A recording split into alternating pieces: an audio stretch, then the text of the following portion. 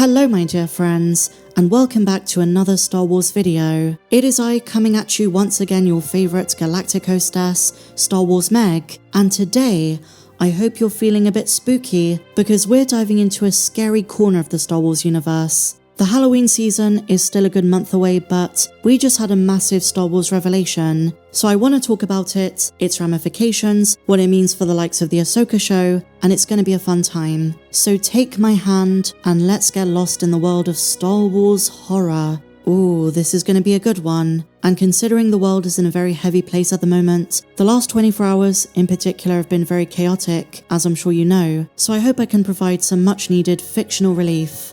So no more jibber jabber, let's dive straight in.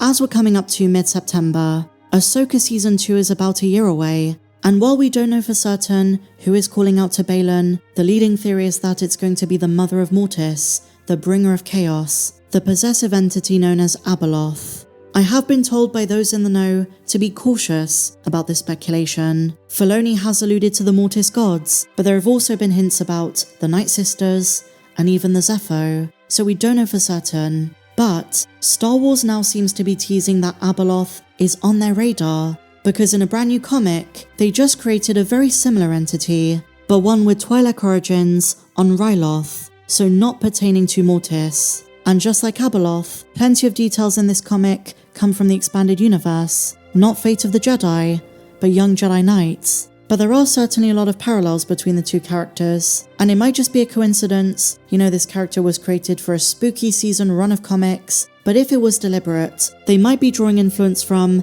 and building up to what we're gonna see in Ahsoka Season 2. I wouldn't go as far as to say this is the Disney Star Wars canon version of the character of Abaloth, but this is certainly the closest we've gotten. They are distinct characters, but maybe they're just trying to warm Star Wars fans up to this idea. Force entities that seek to possess and seek ultimate power. And while this one doesn't relate to Mortis, she acts in a very similar way.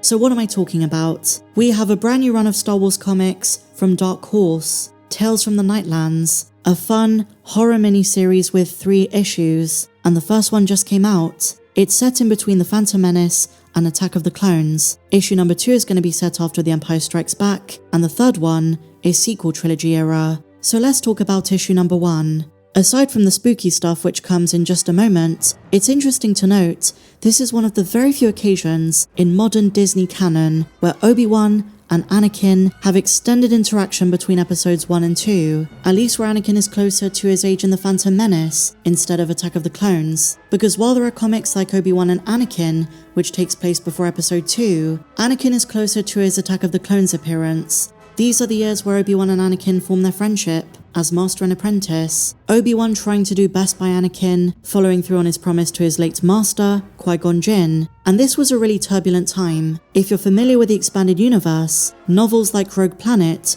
really demonstrate how tough it was for both characters. Anakin adjusting to life on Coruscant, missing his mother, having to deal with doubters like Mace Windu, and Obi-Wan feeling almost an imposter syndrome.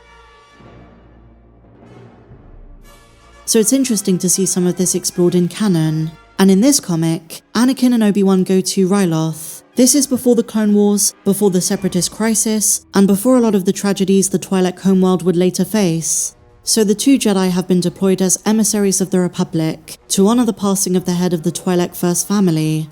The granddaughter, Daisha, who was unable to say goodbye, wants to try and commune with the dead thanks to some ancient Twi'lek knowledge. Some arcane research her grandfather did before he passed away, and while she's warned not to follow through, in his naivety, Anakin offers to help, but the 2 of them unwittingly unleash one of the most terrifying beings in the galaxy, a horrifying force entity known as the Nightlander, a frightening spectre created by Lucasfilm legend Ian McCaig.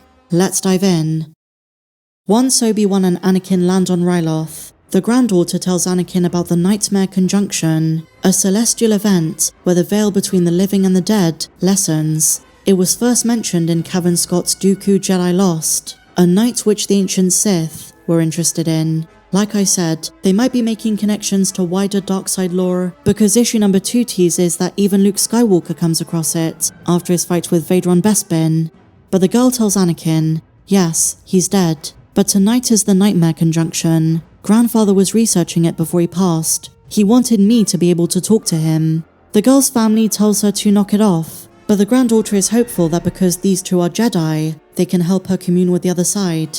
Obi-Wan isn't too sure about this. Then one of the Twi'leks says, "It is a celestial event, long since passed into legend. The ancients believed that when the stars aligned, the veil between the living and the dead thinned to such a degree that you could talk to the denizens of the Nightlands." Obi-Wan follows the Twi'lek priestess to the banquet, whereas Anakin decides to help Daisha, behind his master's back. They arrive at the grandfather's tomb. Anakin is shocked, the body is out in the open. Daisha asks, "Don't your dead lie in state?" "No, we return them to the Force." "We don't have long," Daisha says. "The conjunction is nearly over." "So tell me, what do I have to do?" Anakin asks. "Complete the ritual before the planets slip out of alignment." And then the ritual begins. "O spirits of the Nightlands, hear my voice. I call on Tamid Dal, heart to heart, soul to soul, blood to blood."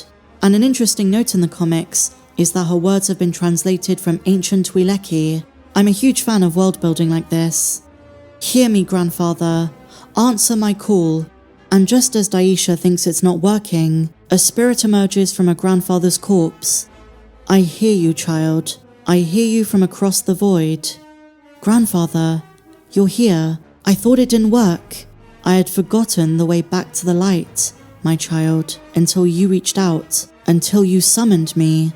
And then all of a sudden, various spectres of the past haunt those in the main hall. Obi-Wan is terrified. The priestess is terrified. Panic and confusion are rampant. But at the tomb, it's just a spectre of Daisha's grandfather talking to her, and she tells him, or what she thinks is him, "I love you, grandfather, with all my heart."